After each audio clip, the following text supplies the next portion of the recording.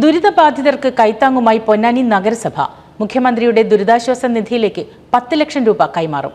നഗരസഭ ചെയർമാന്റെ 1 മാസത്തെ ഓണറേറിയവും കൈമാറും.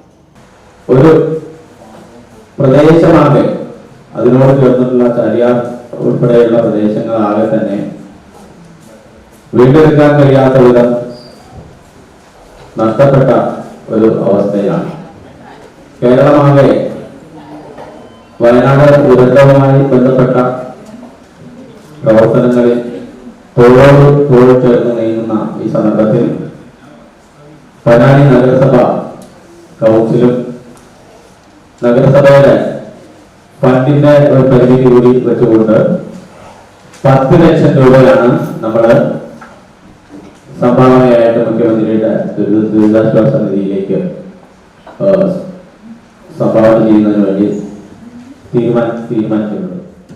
വയനാട് ദുരന്തത്തിന്റെ പശ്ചാത്തലത്തിൽ ദുരിതബാധിതരുടെ കണ്ണീരൊപ്പുന്നതിന് വേണ്ടിയാണ് മുഖ്യമന്ത്രിയുടെ ദുരിതാശ്വാസ നിധിയിലേക്ക് പൊന്നാനി നഗരസഭ 10 ലക്ഷം രൂപ നൽകുന്നത്.